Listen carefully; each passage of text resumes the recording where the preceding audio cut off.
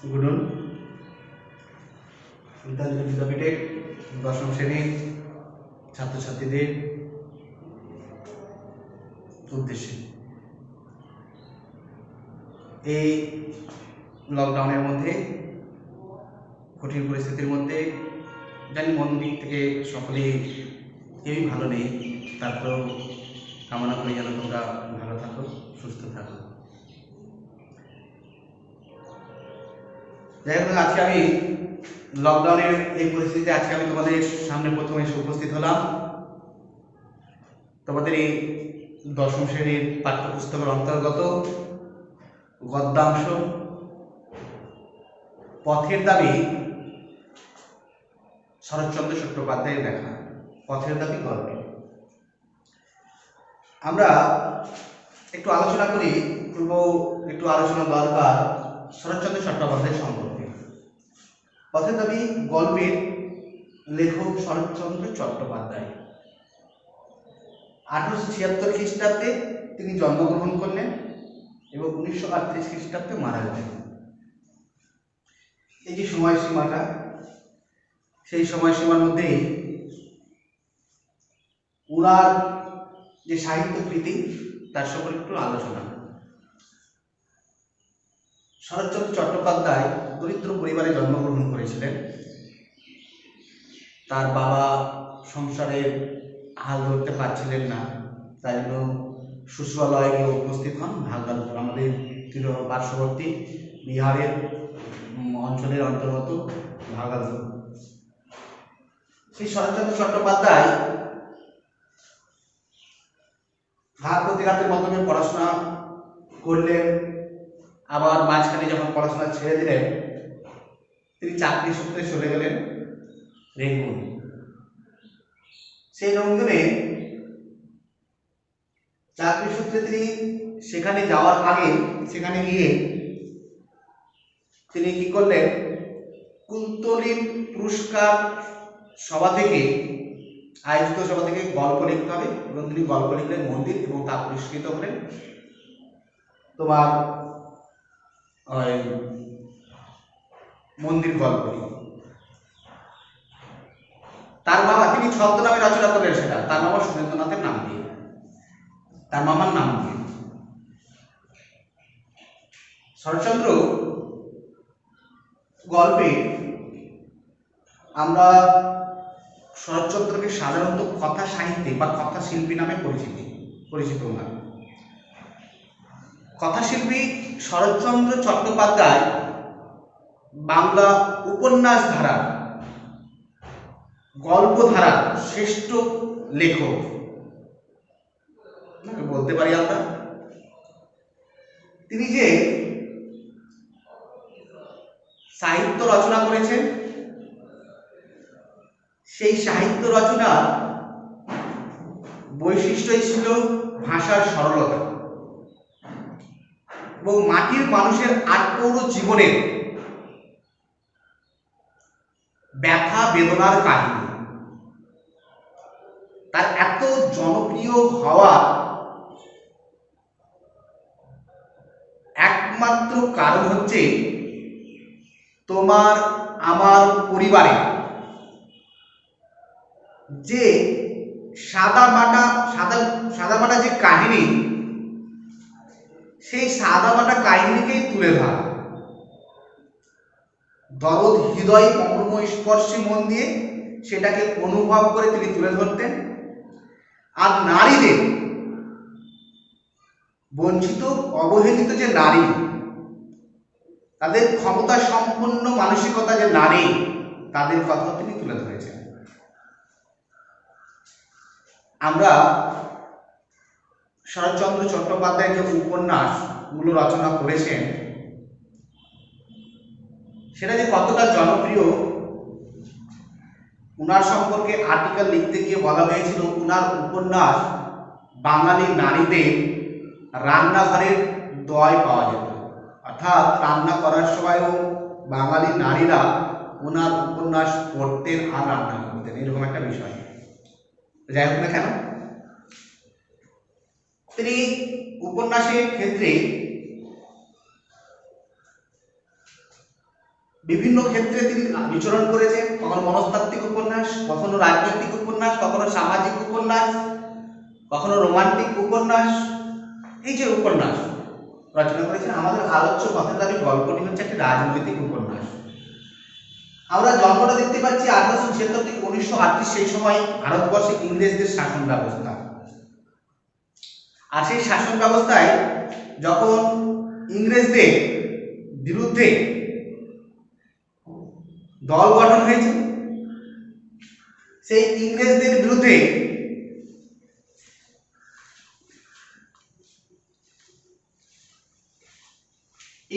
বিরুদ্ধে প্রতিবাদ তোলার একমাত্র জাতীয় দল ছিল জাতীয় কংগ্রেস দল।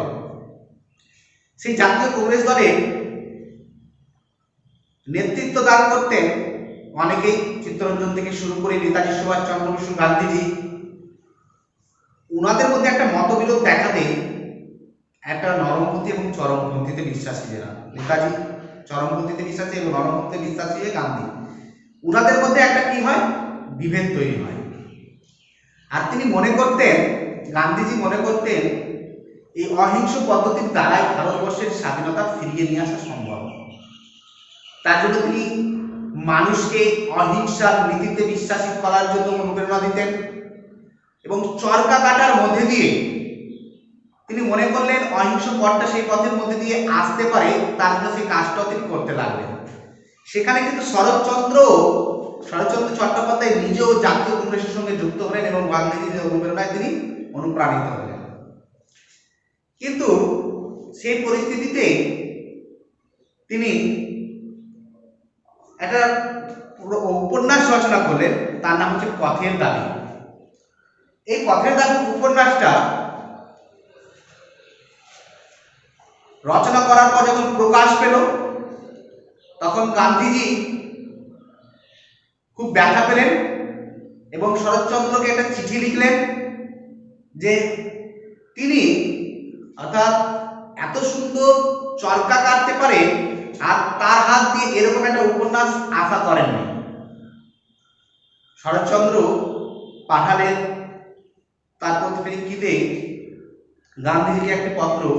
সেই পত্র বলে শুধু চরকা কেটে হয়তো ভারতবর্ষের স্বাধীনতা ফিরে আসবে না আমি বলছি না, কিন্তু বেশ কয়েকশো বছর সময় লেগে যেতে পারে। তার সঙ্গে সঙ্গে প্রতিবাদ, সশস্ত্র বিপ্লবের অবশ্যই দরকার, তাহলে ভারতবর্ষের স্বাধীনতা দ্রুততরভাবে এগিয়ে আসবে তিনি বিশ্বাস করতেন। যাই হোক না কেন, সেই পথের দাবি উপন্যাসটা যখন রচনা করলেন শরৎচন্দ্র চট্টোপাধ্যায়, তৎকালীন ভারতবর্ষে দরিদ্র, পীড়িত, দলিত, ইংরেজদের দ্বারা শাসিত, পীড়িত, অসামাজিক শাসনতন্ত্র তার স্ফুরণ লক্ষ্য করা যায় এই গল্পের মধ্যে, উপন্যাসের মধ্যে। তিনি কি করলেন, পথের দাবি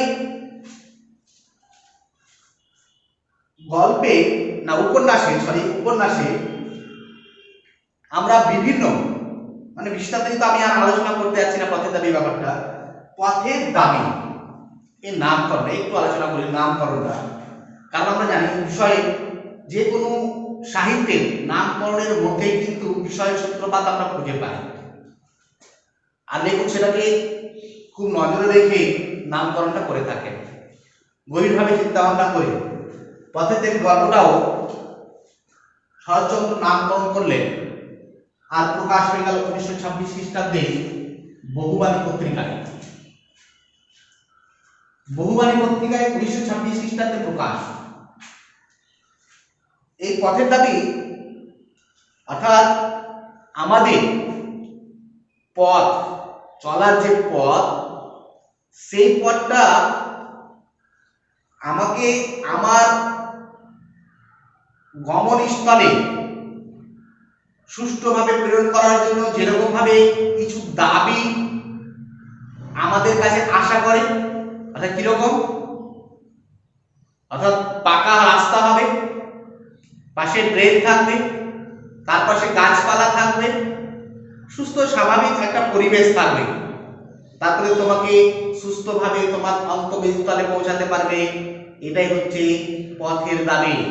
অর্থাৎ পথ তোমাদের আমাদের কাছে দাবি করে যে তোমরা এরকম সুস্থ পরিবেশ দাও, উপকরণ দাও, তাহলে তোমাদেরকে স্বাভাবিকভাবে তোমার গন্তব্যস্থলে পড়ে। ঠিক একই রকম ভাবে আমার ভারতবর্ষ যখন ইংরেজদের দ্বারা শাস্ত্রকৃত, লাঞ্ছিত, অপমানিত, অবহেলিত হচ্ছে, আমার দেশের মালিক হয়ে আমরাই যখন নিপীড়িত, তখন শরৎচন্দ্র মানুষকে তার পূর্ব অবস্থান ফিরিয়ে পাওয়ার জন্য বা তার অধিকার ফিরে পাওয়ার জন্য তিনি বললেন যে পথে আমাদের যাওয়া দরকার, অর্থাৎ যে পথে গেলে আমরা আমাদের পূর্ণ স্বরাজের অধিকার পাবো, আমরা সেই স্বরাজের পথটা তিনি দেখিয়ে দিয়ে গেছেন উপন্যাসের মধ্যে দিয়ে। তার জন্যই সেই উপন্যাসের নামকরণ করেছেন পথের দাবি। অর্থাৎ এই সমস্ত কিছু যদি আমরা ভারত সন্তান হয়ে ভারত মাতাকে উপহার দিতে পারি, তাহলে ভারত মাতা তার বিনিময়ে আমাদেরকে পূর্ণ স্বরাজের অধিকার দেবে। তার জন্য তার নাম করলেন পথের দাবি। যাই হোক না কেন, এই পথের দাবি উপন্যাসে যখন এই পথের দাবি উপন্যাসটা প্রকাশ পেল এবং সেই পথের দাবি উপন্যাসটা প্রকাশ পাওয়ার পর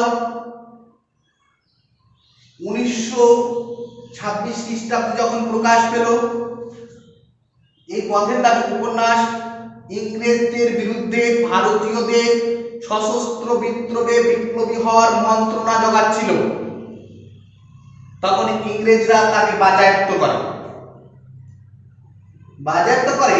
তার আগে কিন্তু বেশ কিছু প্রকাশ পেয়ে গেছিল, যে দামে বিক্রি হচ্ছিল তার থেকে অনেক গুণ বেশি দামে এক রাতে সমস্ত বইগুলো সেল হয়ে গেল।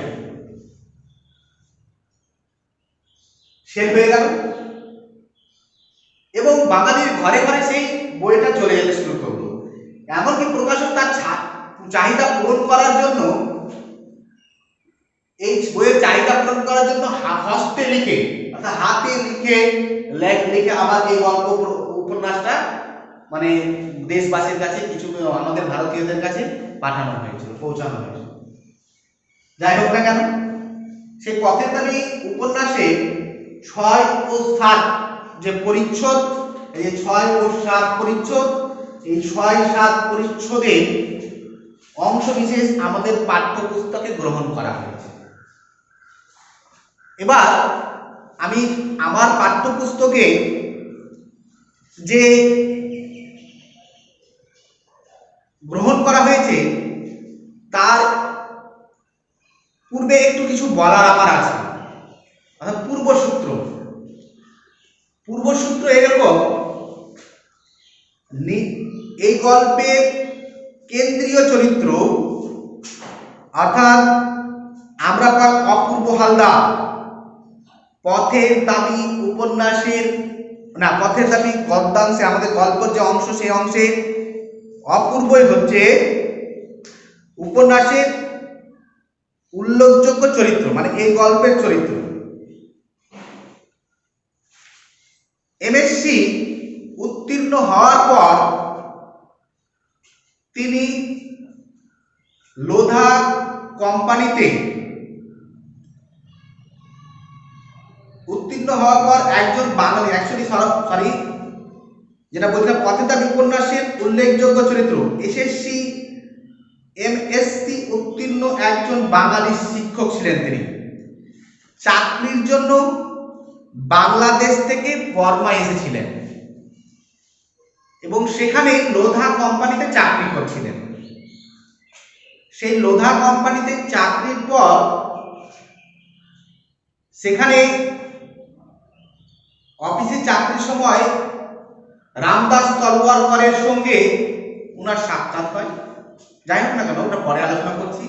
পূর্বের যে সূত্র, উনার বাড়িতে চুরি হয়ে যাওয়ার ফলে, যেখানে ভাড়াটিয়া থাকতেন সেখানে চুরি হয়ে যাওয়ার ফলে তিনি তারিখ কমপ্লেন যখন পুলিশ স্টেশনে লেখাতে আসছিলেন, তেমন সময় উনারই পরিচিত, অর্থাৎ বাবার পরিচিত নিমাই কাকা বলে যেখানে সম্বোধন করা হয়েছে, নিমাই কাকা বা নিমাই বাবু বেরোচ্ছিলেন জাহাজ ঘাটিতে। সেখানে পলিটিক্যাল সাসপেক্ট অর্থাৎ যাকে রাজ বিদ্রোহী বলা হয়, সেই রাজ বিদ্রোহীকে ধরার জন্য ওনারা জাহাজ ঘাটতে আছেন, সেখানে নিয়ে যাওয়া হয় অপূর্বকে, সঙ্গে করে নিয়ে যায়। এবার সেখানে যখন এই সব্যসাচী মল্লিককে যখন ধরতে পারলেন না, তখন সব্যসাচী মল্লিক সন্দেহে কয়েকজন মানুষকে স্টেশনে নিয়ে আসা হয়, অর্থাৎ থানাতে নিয়ে আসা হয়, পুলিশ স্টেশনে। সেখানে জিজ্ঞাসাবাদ করছে, ওখানে হচ্ছে গল্পের পূর্ব শুরু। এবার এখান থেকে গল্পের শুরু হচ্ছে। তার আগে আমি তোমাদের বলি পলিটিক্যাল সাসপেক্ট সব্যসাচী মল্লিক। সব্যসাচী মল্লিক কে ছিলেন? সব্যসাচী মল্লিক হচ্ছেন পথের দাবি মূল উপন্যাসে কেন্দ্রীয় চরিত্র। অর্থাৎ শরৎচন্দ্র উনার দ্বারাই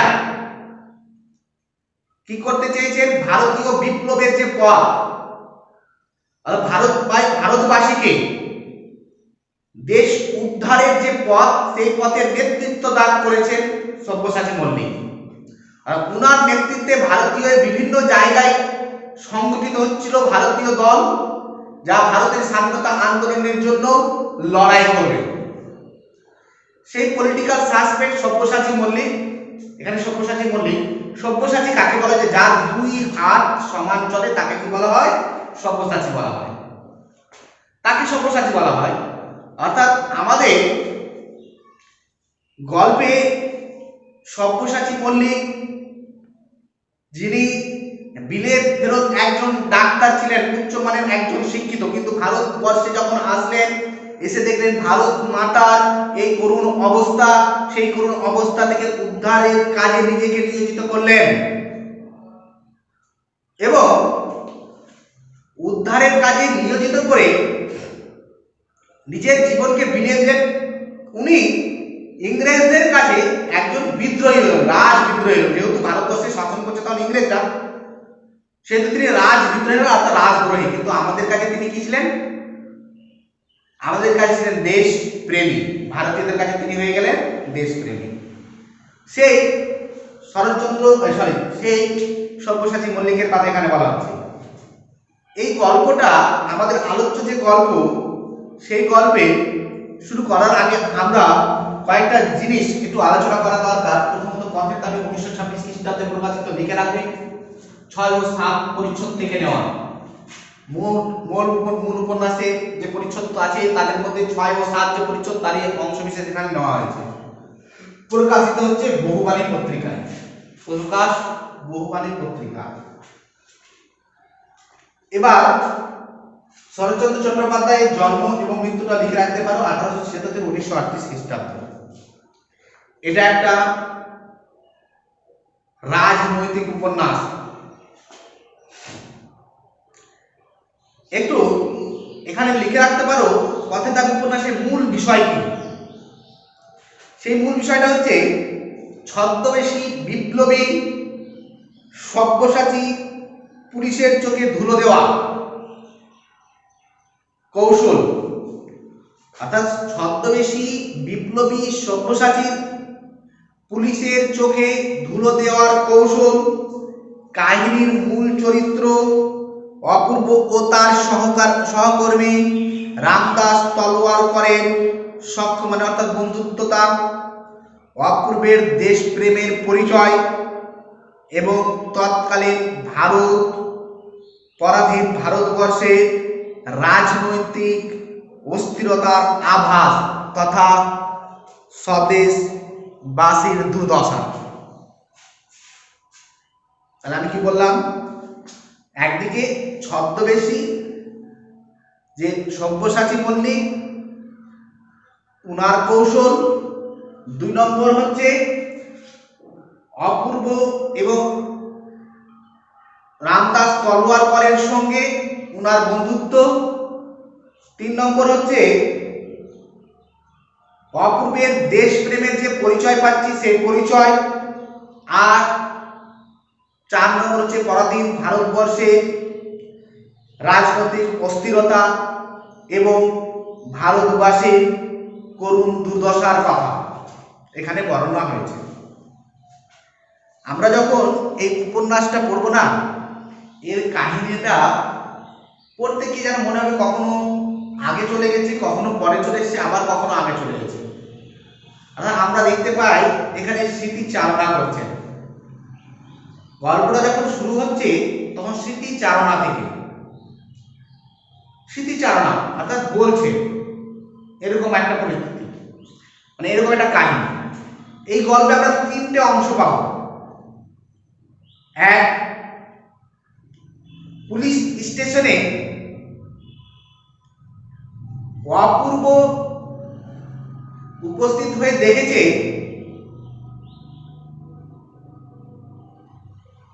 সব্যসাচী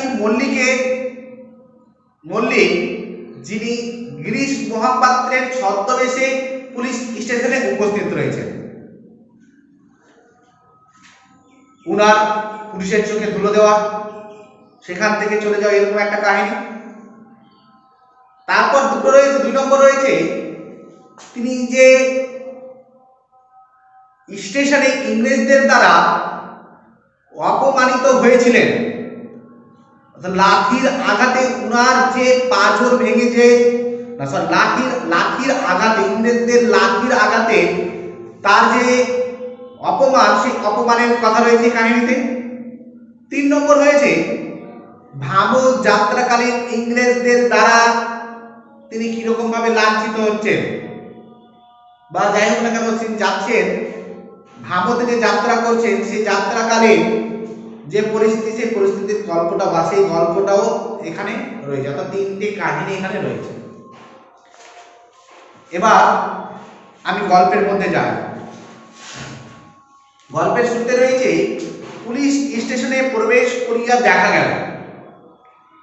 তাহলে পুলিশ স্টেশনে প্রবেশ করিয়া দেখা গেল সুমুখের হল ঘরে জন ছয়েক বাঙালি মোট ঘাট লইয়া বসিয়া আছে। তাহলে আমরা যেটা বলতে চাইছি, পুলিশ স্টেশনে প্রবেশ করিয়া সাধু ভাষায় রচিত।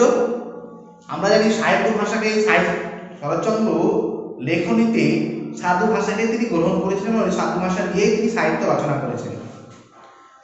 তাহলে এখানে লাইনটা দেখাবে পুলিশ স্টেশনে প্রবেশ করিয়া কি ঘটনার সম্মুখীন হয়েছিলেন বা কি দেখলেন। দেখলেন জন ছয়েক বাঙালি মোট ঘাট লইয়া বসিয়া আছে। কজন বাঙালি ছিলেন? জন ছয়েক, তলে দাগাবে জন ছয়েক। মোট ঘাট লইয়া বসিয়া আছে। জগদীশ বাবু ইতিমধ্যে তাহাদের টিনের তোরঙ্গ ও ছোট বড় পুটলি খুলিয়া তদারক শুরু করিয়া দিয়াছেন।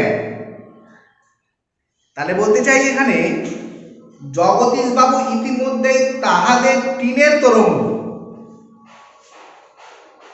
তোরঙ্গ বলতে বাক্স, এখানে বাক্সের কথা বলা হচ্ছে। মোট ঘাট লইয়া, এখানে একটা কথা আছে, মোট ঘাট লইয়া বলতে জিনিসপত্র নিয়ে। এই জগদীশ বাবু তিনি কে ছিলেন? পুলিশ স্টেশনের বড় বাবু, মেজো বাবু, ছোট বাবু হয় কিনা, ওদের মধ্যে একজন সদস্য ছিলেন। পুটলি কাকে বলা হয়? অর্থাৎ কিছু কাপড় নিয়ে, একটা কাপড়ে রেখে, একটা কাপড়ের আর তার সাথে যতগুলো সামগ্রী রয়েছে বা সরঞ্জাম রয়েছে সেগুলোকে নিয়ে সেটাকে বেঁধে দিয়ে নিয়ে যাওয়া, ব্যবহার করাটাকে বলা হচ্ছে এখানে পুটলি। খুলিয়া তদারক খুঁজতে শুরু করলেন। শুধু যে লোকটির প্রতি তাহাদের বা তাহার অত্যন্ত সন্দেহ হইয়াছে, তাহাকে আর একটা ঘরে আটকাইয়া রাখা হইয়াছে। এই জন ছয়েকের মধ্যে আর একজনকে কি করা হয়েছে, যাকে বেশি সন্দেহ হয়েছে তাকে আটকে রাখা হয়েছে।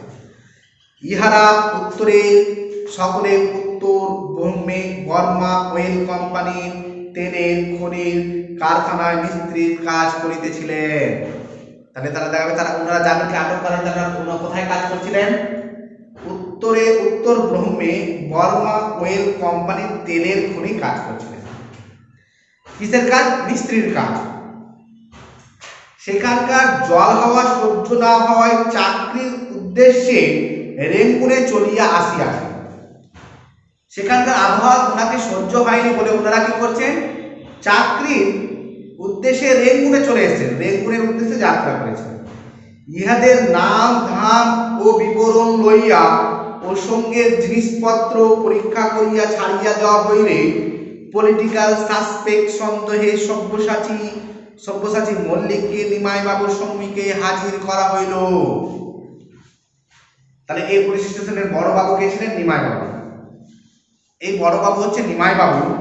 তিনি কি করছেন দেখো একটু, বলছেন এখানে যে যাকে মানে মোট জন 6 যে বাঙালিকে আটক করা হয়েছে তাদেরকে একটু নাম ফাম জিজ্ঞেস করে ছেড়ে দেওয়া হলো। যাকে সন্দেহ করা হয়েছিল পলিটিক্যাল সাসপেকশন তাকে আলাদা করে তাকে কি করা হলো, তাকে নিমাই বাবুর সম্মুখে হাজির করা হলো। এখানে কে, পলিটিক্যাল সাসপেক্ট, তলায় লাগাবে পলিটিক্যাল সাসপেক্ট। পলিটিক্যাল কথা বলতে রাজনৈতিক, সাসপেক্ট সন্দেহে সব্যসাচী মল্লিক। অর্থাৎ সব্যসাচী মল্লিক হচ্ছে একজন রাজদ্রোহী বলা হয়েছে, কিন্তু আমাদের ভারতীয় তিনি ছিলেন ভারত স্বদেশী বা স্বদেশ প্রেমী। সব্যসাচী মল্লিককে নিমাই বাবুর সম্মুখে মানে সামনে হাজির করা হলো। লোকটি কাশিতে গেছে, বাড়ি যখন আসতে প্রবেশ করে কাঁচতে কাঁচতে প্রবেশ করছে। আসিল অত্যন্ত ফর্সা, তার গায়ের রং ফর্সা এবং রৌদ্রে পুড়িয়ে যেন তামাটে হয়ে গেছে। অর্থাৎ রোদে পুড়ে যেন তার গায়ের রংটা তামাটে, অর্থাৎ পুড়ে যাওয়ার মতো এক হয়েছে, তার জন্য তামাটে বলা হয়েছে। তামাটে হয়ে গেছে। বয়স 30-32 অধিক নয়। তাহলে দেখাবে, তাহলে সব্যসাচী মল্লিকের বয়স কত ছিল এখানে, 30-32 অধিক নয়, অর্থাৎ 30-32 বলা যেতে পারে। এখানে যদি অপশন আছে 30 না 32, এরকম কোনো আসবেই না। যদিও আসে 30 এরকম আসবে 30, কখন বলে 30-32 বা 32, অর্থাৎ 30-32 অধিক নয়। তাহলে এটাই অপশন আসবে, 30-32 অধিক নয়। বা যদি বয়স কত, তো 30-32 বললেই হবে। 30-32 অধিক নয়, কিন্তু ভারী রোগা দেখায়, খুবই রোগা দেখা মনে হচ্ছে খুবই অসুস্থ, রোগা আছে, রোগা দেখায় না, অর্থাৎ পাতলা। এখানে এইটুকু কাশির পরিশ্রমে সে হাঁপাইতে লাগলো, কাঁচতে কাঁচতে যেন করে হাঁপাচ্ছে, এরকম একটা পরিস্থিতি তার। বলছে হাঁপাইতে লাগলো, সহসা আশঙ্কা হয়, অর্থাৎ মনে ভয় হয়। অর্থাৎ সব্যসাচী মল্লিককে দেখে মনে ভয় হচ্ছে যে সংসারে মেয়াদ বোধ করি বেশি দিন নাই, আর সেই সংসারে হয়তো বেশি দিন বাঁচবে না। মেয়াদ মানে আর হয়তো বেশি দিন বাঁচবে না, মানে সময় আর নেই। মেয়াদ বলতে একটা সময়, সংসারে মেয়াদ, সংসার বলতে এই ভব পৃথিবীতে, সংসার বলতে এই পৃথিবী বা ভব পৃথিবীর কথা বলা, এই পৃথিবীর কথা বলা হচ্ছে। বোধ করি বেশি দিন না, তিনি আর হয়তো বেশি বাঁচবেন না। ভিতরে কি একটা দুরারোগ্য রোগের সমস্ত দেহটা যেন দ্রুত ক্ষয়ের দিকে ছুটে যায়, এমন ভাবে কাঁচলো যেন মনে হচ্ছে তার ভিতরে কোনো টিভি বা কোনো এক প্রকারের মানে অসুখ এমন ভাবে বাসা বেঁধে আছে যে তার শরীরটাকে দ্রুত ক্ষয়ের দিকে, অর্থাৎ তার আয়ুটাকে ক্ষয়ের দিকে নিয়ে যাচ্ছে, বেশি দিন হয়তো বাঁচবেন না। বলছে ক্ষয়ের দিকে ছুটে, কেবল আশ্চর্য সেই রোগা চোখে, রোগা মুখের অদ্ভুত দুটি চোখের দৃষ্টি। তলায় লাগাবে, এখান থেকে 3 মার্কের প্রশ্ন হয়, তলায় দাগিয়ে রাখো, 3 মার্কের প্রশ্ন হয়। কেবল আশ্চর্য সেই রোগা মুখের অদ্ভুত দুটি চোখের দৃষ্টি। কেন সেটা আশ্চর্য বলা হয়েছে বা কেন এটা বলা হলো, বলছে সে চোখ ছোট কি বড় সেটার জন্য নয়, সুন্দর না খারাপ সেটারও নয়। অ্যাকচুয়ালি বলতে চাইছে কান ছোট কি বড়, টানা কি গোল, দীপ্তি না প্রমের, এ সকল বিবরণ দিয়ে যাওয়ায় বৃথা, অর্থাৎ এগুলোর কোনো মূল্য নেই। অত্যন্ত গভীর জলাশয়ের মতো কি যে তাহাতে আছে ভয় হয়, এখানে খেলা চলিবে না, সাবধানে দূরে দাঁড়ানোর প্রয়োজন। তাহলে কি বলতে চাইছেন, অর্থাৎ তার শরীরটা দেখে মনে হয়েছে রোগে আক্রান্ত, কিন্তু তার চোখ দুটো কিন্তু অন্য কিছু কথা বলছে, যা পুলিশদের চোখে ধরা পড়েনি, কিন্তু সেখানে উপস্থিত অপূর্ব। অর্থাৎ আমি তো বললাম পূর্বসূত্রের অপূর্ব বাড়িতে চুরি হয়েছিল, সেটা ডায়েরি করার জন্য সেখানে এসেছিলেন, সেখানে এসে এই ঘটনার সম্মুখীন হচ্ছেন। সেখানে উপস্থিত অপূর্ব, অর্থাৎ অপূর্ব ছিলেন দুঃসম্পর্কের নিমাই বাবু ছিলেন অপূর্বের দূরসম্পর্কের একজন কাকা, অর্থাৎ তার বাবা জানা যায় পূর্বসূত্রে যে এই নিমাই বাবুর চাকরিটা অপূর্বর বাবাই নাকি করে দিয়েছিলেন, সেই সূত্রে তিনি কাকা বলে সম্বোধন করেন। ঠিক আছে কিনা? তো নিমাই কাকার কাছে এসে উপস্থিত হলেন এবং সেখানে নিমাই বাবু এবং তার পুলিশ কর্মীদের চোখে ধরা পড়েনি যা অপূর্বের চোখে ধরা পড়েছে। তাহলে কি বলছে এখানে? এখানে বলা হচ্ছে যে তার অদ্ভুত দুটো চোখের দৃষ্টিতে অদ্ভুত বলা হয়েছে কারণ আমরা তার চোখের সৌন্দর্যের কথা বলি না, ছোট বড় টান গোল অথবা দীপ্তি প্রবাহিত এমন কোনো আলোচনা নয়।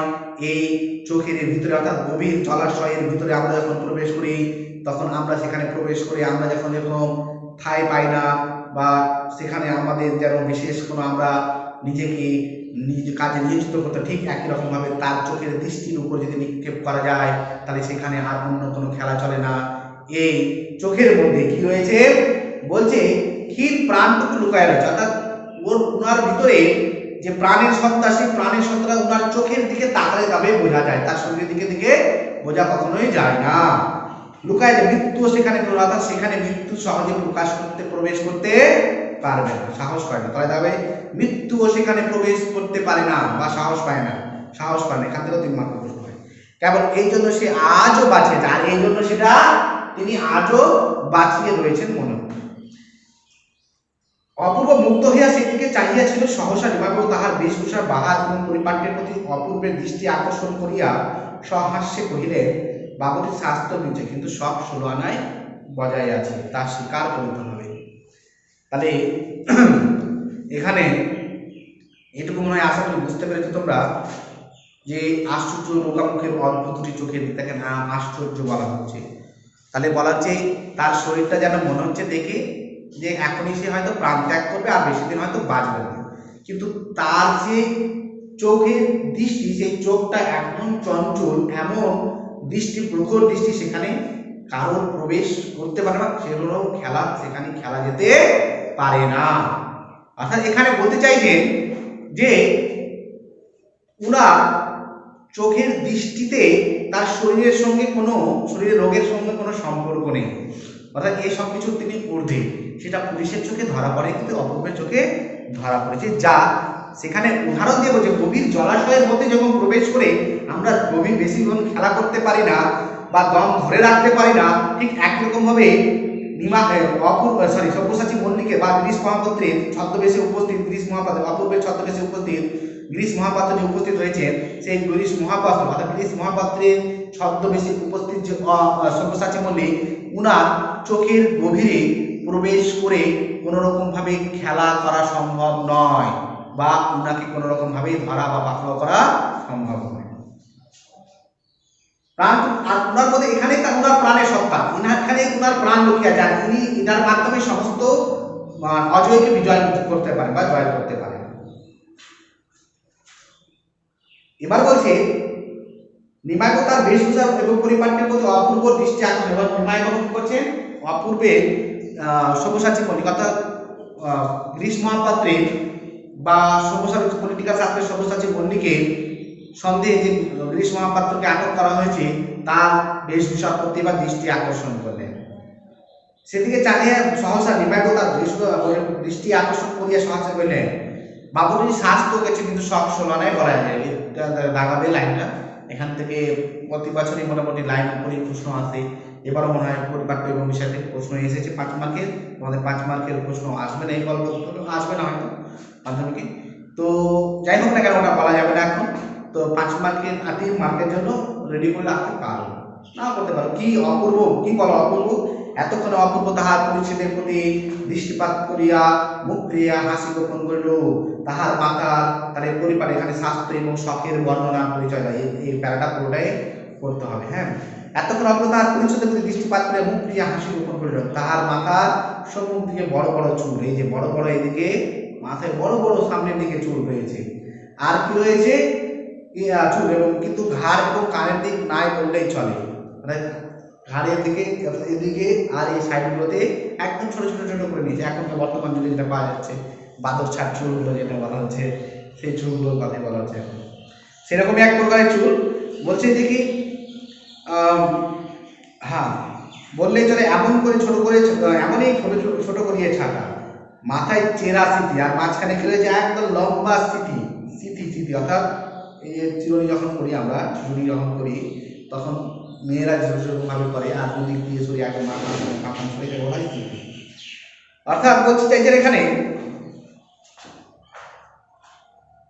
মাথার হ্যাঁ ছোট মাথায় চেরা স্মৃতি অপর্যাপ্ত তৈল নিষিক্ত, অর্থাৎ প্রচন্ড পরিমাণে তেল দেওয়া আছে, নিষিক্ত মানে তেল দেওয়া আছে, কঠিন রুগ্ন কেশ হইতে নিদারুণ, অর্থাৎ কঠিন হয়ে আছে, রুগ্ন হয়ে আছে, মানে অনেকদিন ধরে হয়তো স্নান টানা হয়নি এরকম একটা অবস্থা, ঠিক আছে, ধুলো বালি পরে একদম বিশ্রী অবস্থা হয়ে গেছে চুলে, তো বলছি কঠিন রুগ্ন কেশ হইতে নিদারুণ লেবুর তেলের গন্ধ সেখান থেকে বেরিয়ে আসছে, এত উগ্র গন্ধ যেন মাথা ধরার মতো একটা অবস্থা হয়ে গেছে, ঠিক আছে না, মাথাটা ধরে নেবে এরকম একটা অবস্থা, সেরকম কথাই বলা হচ্ছে তেলের গন্ধে ভরিয়া উঠিয়াছে।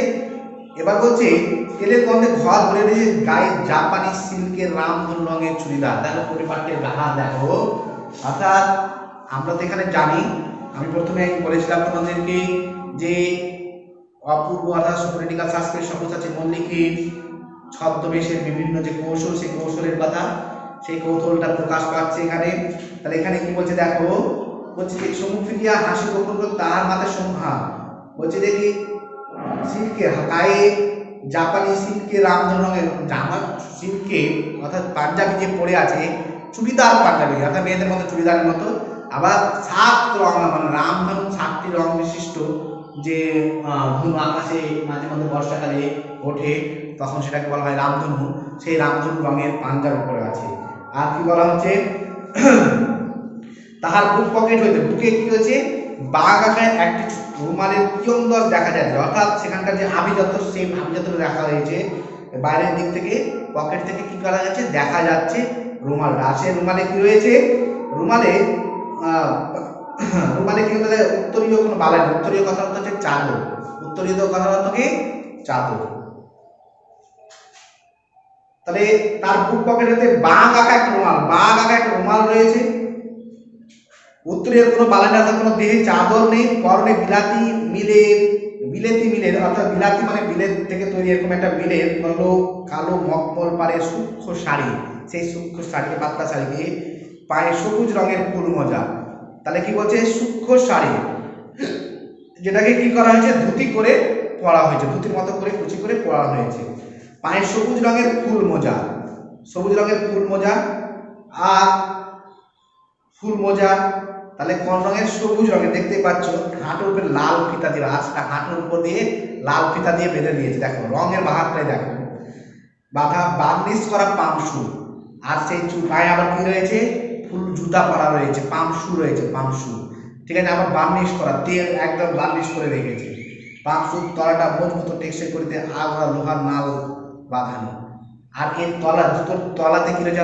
ঘোড়ারা যেরকম খুঁড়ের নিচে যেরকম নাল থাকে না, লোহার নাল লাগানো হয় ঘোড়াকে দৌড়ানোর জন্য, সেই নাল অর্থাৎ জুতাকে মজবুত করার জন্য টেকসই করার জন্য, ভাবতে পারছো তোমরা যে বিষয়টা কেমন, জুতাটাকে মজবুত অর্থাৎ কেমন পারিপাট্য পোশাকের বর্ণনা, ঠিক আছে কিনা, ভাবতে অবাক লাগছে, হাসি পাচ্ছে, স্বাভাবিকভাবে হাসি পাবে, অর্থাৎ অ্যাকচুয়ালি সব্যসাচী মল্লিক চাইছিলেন সমস্ত দৃষ্টি আকর্ষণ তার পোশাকের প্রতি, আর তার জন্যই তিনি এরকম একটা পোশাক পরিচ্ছদে তিনি সেখানে পুলিশ মহাপাত্রের ছদ্মবেশে উপস্থিত হয়েছে, যাতে করে পুলিশরা ধরতে না পারে, আর সেটাই হচ্ছে দেখো বলছে যে কি ঘোড়ার নাল লাগিয়ে রেখেছে টিকসই করার জন্য, আর হাতে এক কাছে হরিণের সিংহের হাতল, হাতল আভিজাত্য কতটা রেখেছে, মানে একটা হাতল মানে লাঠি ব্যবহার করেছে, সেটা আভিজাত্য অর্থাৎ সেই জমিদাররা বা যারা বড় লোক হতে বা ধনী হতেন তারা কিন্তু এরকম একটা পোশাক পরিচ্ছদ করতেন, ব্যবহার করতেন, এটা আবার সেই হাতল কি ঘোড়ার মানে এই সরি হরিণের সিংহের হাতল, বেতের ছড়ি, আর ছড়িটা হচ্ছে বেতে,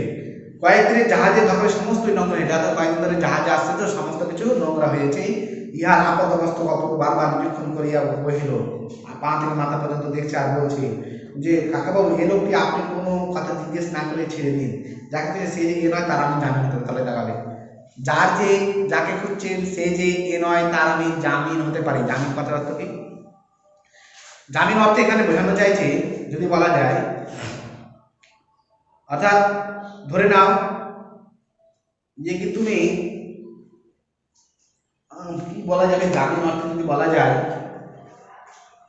এরকম ধরে নাও তুমি আমার কাছে কিছু না, তুমি আমার কাছে টাকা পাচ্ছ, এবার তুমি আমার কাছে টাকা চাইছো কিন্তু আমি টাকা দিতে পারছি না, তার জন্য তুমি আমাকে হেনস্থা করছো। সেটা দেখে তোমারই একজন বন্ধু, যেটা আমার পরিচিত রয়েছে, আবার তোমারও পরিচিত, সে বললো ছেড়ে দে, কিছু বলিস না, একটা সময় দে, এই সময়ের মধ্যে যদি না দিতে পারে তাহলে তুই আমার কাছে নিয়ে নিস, বা আমি সেটা তারপরে ব্যবস্থা করা যাবে। তাহলে কি হলো, সেই পরিস্থিতিতে আমাকে ছাড়ানোর জন্য সে নিজে কি হয়ে গেল, বন্ধক থাকলো। এটাকে বলা হয় জামিন থাকা বা জামিন। তাহলে এখানে বলছি যে তার আমি জামিন হতে পারি, অর্থাৎ তাকে ছেড়ে দিতেন, তার কোনো তার পরিপক্ষে আমাকে ধরে নেবেন, বলছি আমি এটা করছি, মানে বড়াই করে বা আমি বলছি সেটা, এমন কথাটা কেন বলছে, তার আমি জামিন হতে পারি।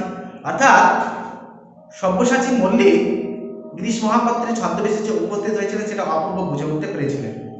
আর সেই সব্যসাচী মল্লিককে আটক করার জন্যই ইংরেজদের বাহিনী, ইংরেজ বাহিনী, পুলিশ বাহিনী, ইংরেজ পুলিশ বাহিনী ধরার জন্য মরিয়া হয়ে আছে।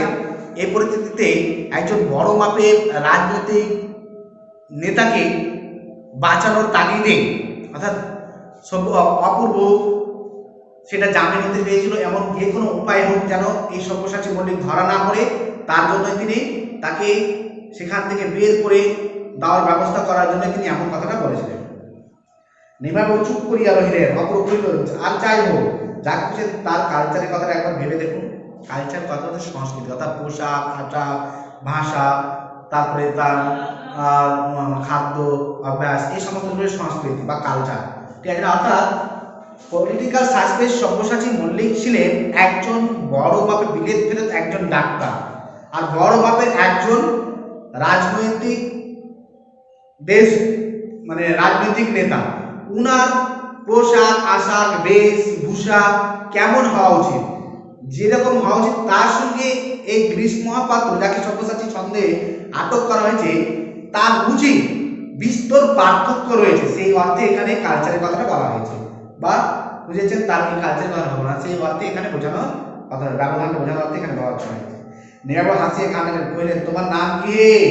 আগে গিরিশ মহাপাত্র। একদম মহাপাত্র, তুমিও তেলের খনিতে কাজ করছিলে না, এখন রেঙ্গুনে থাকবে? তোমার বাক্স বিছানা তো খানতল্লাশি হয়ে গেছে, দেখি তোমার ট্যাগে এবং পকেটে কি আছে। ট্যাগ কথার অর্থ হচ্ছে থলে।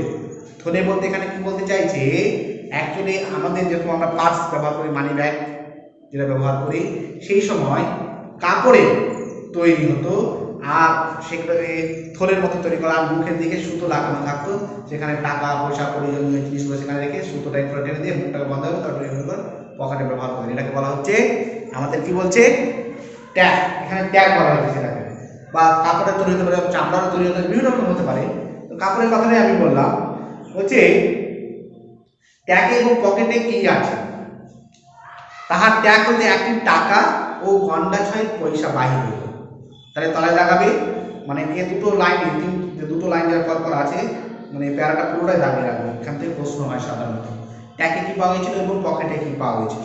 তাহার ট্যাগ হতে একটি টাকা এবং ঘন্টা 6 পয়সা বাহির হইল। আর পকেট হইতে একটি লোহার কম্পাস, লোহার কম্পাস, মাপ করিবার কাঠের একটা রুটকুল, মানে একটা ফুট রুল, একটা ফুট চিহ্ন অঙ্কন করা রয়েছে, এরকম একটা রুল। রুল বলতে রুল পেন্সিল, যেটাকে আমরা বলি, আমরা যে পেন্সিল মানে ব্যবহার করি ছোট বাচ্চাদের ক্ষেত্রে, সেটাকে বলা হয় পেন্সিল। ওই যে রুল ব্যবহার করা, ফুট রুল, কয়েকটি বিড়ি, আর সেখানে কি পাওয়া গেল, বিড়ি পাওয়া গেল, একটা দেশলাইও পাওয়া গেল, এবং একটি গাঁজার কলিকা বাহির হইয়া পড়িল। কলিকা, গাঁজা কলিকা। গাঁজার কলিকা বলতে জিনিসটা কি, মাটির দিয়ে তৈরি থাকতো, সাধারণত মাটির তৈরি হয়। এই মাটির তৈরি, যাই হোক আমি আনতে পারছি না, জানি না, চেষ্টা করছি।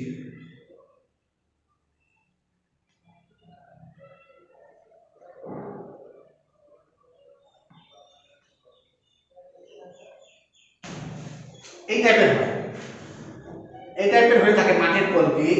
সেখানে কি থাকে, সেখানে এখানে আগুন থাকে, ভিতরে আগুন রাখা হয়, এখানে তামাক দিয়ে দেওয়া হয়। তামাক দিয়ে দিল, এবার কি হলো, ওটা গাঁজা দিয়ে দেওয়া হলো, যেটাকে গাঁজার গাছ বলা হয়, গাঁজা মাদকজাত দ্রব্য যেটাকে বলা হয়, ঠিক আছে কিনা, সেটাকে নেশাগ্রস্ত হলে প্রচুর নেশাগ্রস্ত হয়, সেই জন্য তাকে তামাকজাত বলা হয়। যে কি মানে এটা অভিজ্ঞতা, মানে অভিজ্ঞতার কথা তো বলা যায় না। ধরে নাও যে তোমার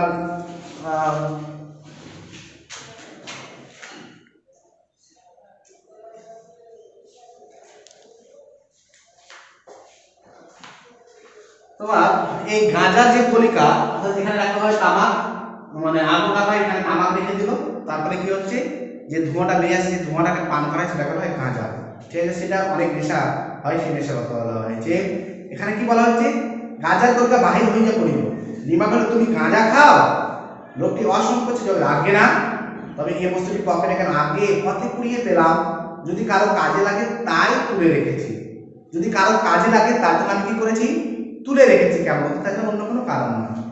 যদি এই সময় ঘর মধ্যে নিমাইবাবু হাসিয়ে করে, দেখো জগদীশ কি রূপ সদাশয় ব্যক্তি, সদাশয় মানে অন্যের জন্য যিনি ভাবেন তাকে বলা হয় সদাশয় ব্যক্তি, যদিও তাহারে কি রূপ সদাশয় ব্যক্তি নেই, যদি কারোর কাছে তলায় লাগাবে কি রূপ সদাশয় ব্যক্তি, সদাশয় পরিচয় দেয় না, যদি কারো কাজে লাগে তাই গাঁজার কলকেটা পুড়িয়ে পকেটে রেখেছে, ক্ষণকাল মৌন করিয়া গাঁজা খাবার সমস্ত রকমের তোমাতে বিদ্যমান বাবা বলিতেই পারতে খায়, কিন্তু ক্ষণকাল মৌন থাকিয়া কহিলেন, গাঁজা খাবার সমস্ত লক্ষণই তোমাতে বিদ্যমান বাবা বললেই পারতে খায়, কিন্তু কদিনই বা বাড়বে, এই তো তোমার দেহ, আর খেও না, বুড়ো মানুষের কথাটা শোনো।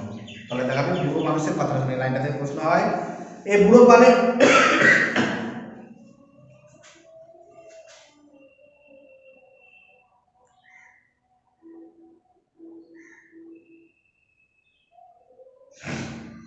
তাহলে বুড়ো মানুষটাকে,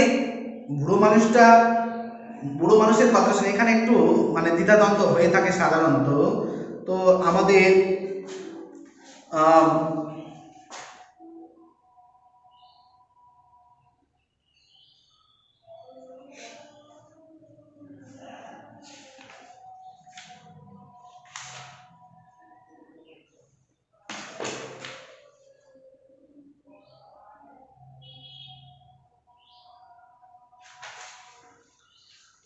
আমার যেটুকু মনে হয় বুড়ো মানুষ বলতে এখানে নিমাই বাবুর কথা, তাহলে লিখে রাখা তো নিমাই বাবু, আর কেউ না, বুড়ো মানুষের কথাটা শোনো। তাহলে কি যখন জগদীশবাবু প্রবেশ করছে তখনই তো এই কথাটা নিমাই বাবু বললেন, আর মৌনভাবে কিছুক্ষণ থাকলেন কে, জগদীশবাবু, তারপর তিনি তাকে নিরীক্ষণ করে সেই কথাটা বললো, সেই জন্য এখানে বলা হচ্ছে বুড়ো মানুষের কথাটা শুনে, বলতে এখানে বুড়ো মানুষের কথাটা কি ছিল, আর কাজ যেন না সেবন করে এই শরীর অবস্থায়, তার তো আর দেখে মনে হচ্ছে শরীরটা যে আর বেশি দিন মেয়াদ নেই, এই অবস্থায় যদি গাঁজা পান করে তাহলে হয়তো মানে গাঁজা পান করে আর হয়তো বেশি দিন বাঁচবে না, সেই জন্যই এই কথাটা বলা হয়েছে। মহাপত্র মাথা নিয়ে অস্বীকার করে আগে না, মায়েরই খায়নি, তবে ইয়ার বন্ধু কেউ তৈরি করে দিতে বললে দিন, এই মাত্র, নইলে নিজে খায়নি। জগৎ জড়িয়ে কইলেন, দয়ার সাগর পর গেছে যদি নিজে খায়নি, মিথ্যেবাদী কথা অপর করে, বেলা হয়ে গেল, আমি এখন তবে চললুম কাকা বাবু। নিমাবাবু উঠিয়া দাঁড়াই, এখন আচ্ছা তুমি এখন যেতে পারো মহাবাস্তু, কি বলো জগদীশ, পারে তো? জগদীশ সম্মতি জানাইলে কহিলেন, কিন্তু নিশ্চয় কিছুই বলা যায় না ভাইয়া, আমার মনে হয় এই শহরে আরো কিছুদিন নজর রাখা দরকার, রাতের মেল ট্রেনটার প্রতি একটু দৃষ্টি রেখো, সে যে বর্মা এসেছে খবর সত্য। জগদীশ বললেন, তা হতে পারে, কিন্তু এই জানোয়ারকে ওয়াচ করা দরকার, ওয়াচ করার দরকার নেই বড়বাবু, তাহলে দাঁড়াবে এই জানোয়ারকে ওয়াচ করার দরকার নেই বড়, 3 মার্কের প্রশ্ন হয়, তাহলে দাঁড়িয়ে রাখবে। ওয়াচ মানে কি, মানে তার প্রতি মানে নজর রাখা, নজরদারি রাখা, একে বলো ওয়াচ রাখার দরকার নেই। তাকে জানোয়ার কেন বলে, এই জানোয়ারের প্রতি ওয়াচ রাখার দরকার নেই বড় বাবু। আমরা সাধারণভাবে আমরা জানি ভারতীয়রা যারা ছিলাম, কারণ ইংরেজদের কাছ থেকে আমরা অবহেলার পাত্র ছিলাম, আমাদের অবহেলাভাবে দেখতো, সেই ক্ষেত্রে একদিক থেকে আমাদের অবহেলা করা হয়েছে, ঠিক আছে কিনা, অসম্মান করা হয়েছে, এটা একটা বিষয়। আর দ্বিতীয়ত হচ্ছে আমরা এর পূর্বে খ্রিস্টানের যে পোশাকের যে বাহার বর্ণনা, গাঁজা খাওয়ার লক্ষণ, সমস্ত কিছু দেখছেন, ওনার সমস্ত কিছুর প্রতি প্রীতি বিরক্ত হয়ে তাকে নিমাইবাবু জানোয়ার বলে সম্বোধন করেছে, বা তাকে জানোয়ার বলে জগদীশ কহিলেন, তা হতে পারে, কিন্তু এই জানোয়ার তার জগদীশ বলে তাকে জানোয়ার বলে সম্বোধন করেছে। অর্থাৎ স্বাভাবিক মানুষের কালচার যদি স্বাভাবিক কোনোরকম ভাবে এরকম হতে পারে না, পোশাক পরিচ্ছদ, তাদের সভ্য মানুষের পোশাক পরিচ্ছদ, বেশ ভূষা, চুলের ছান, ঠিক আছে, গাঁজা খাওয়া, এই সমস্ত কোনো কিছুই থাকতে পারে না। যা গিরিশ মহাপাত্রের মধ্যে ছিল, তার জন্যই জগদীশ বাবু তাকে জানোয়ার বলে সম্বোধন করেছেন। আর একবার আমি বললাম ভারতীয়দেরকে ওনারা অবহেলা করতেন বলে তাদেরকে বলতেন, এটা হতে পারে। নেবতিনে কত বেটা ঠাড়া শুধু লোকের মাথা ভুগে দিলে, বড় বড় হাসতে লাগে, নবম পুলিশ স্টেশন হতে বাইরে হইয়া আসবে উপায়, তাহার সঙ্গে সঙ্গে মহাপদ তাহার টান ভাঙা টিনের তরঙ্গ ও চাটাই জড়ানো ময়লা বিছানা। চাটাই বলতে বাঁশে খিল যেতে হয়, বাঁশ দিয়ে পাতলা পাতলা করে খিল তৈরি করা হয়, সেটাকে বেঁধে এটা চৌকো আকৃতি করা হয়, এটাকে বলা হয় চাটাই, ঠিক আছে কিনা, বাঁশের তৈরি হয়। যাই হোক না কেন, বাহির হয়ে আসিল জন মহিলা বিছানা বামের বগলে চাপিয়ে ধরে ধীর মন্তর পথে উত্তর দিকে রাস্তা ধরে সোজা প্রস্থান করতে হয়, উত্তর দিকে রাস্তা। এতদূর পর্যন্ত আজকে পড়ালাম, আর 2 দিন হয়তো লাগবে, ঠিক আছে কিনা, 2 দিনে আশা করছি শেষ করে দেব। তো তোমাদের আপনি যে প্রশ্নগুলো বললাম 3 মার্কের, সেই 3 মার্কের প্রশ্নগুলো করবে। এখানে অনেকগুলো শর্ট প্রশ্ন আছে, যেগুলো প্রশ্নগুলো আমি পরপর দাগিয়ে দিয়েছি, ওগুলো মুখস্থ মানে একটু দেখে নেবে বারবার। সব থেকে ভালো উপায় শর্ট টেক্সট বুক ভালো করে পড়ো, যত টেক্সট বুক করবে তত সমস্যার সমাধান হবে। আর যেখানে যেখানে অসুবিধা হবে একটু আমার কাছে জেনে নেবে, আমি বলে দেবো তোমাদেরকে এরকমভাবে সমস্যার সমাধান করতে হবে। আশা করছি ভালো থেকো, সুখে থেকো তোমরা সবাই, ঠিক আছে কিনা, ধন্যবাদ।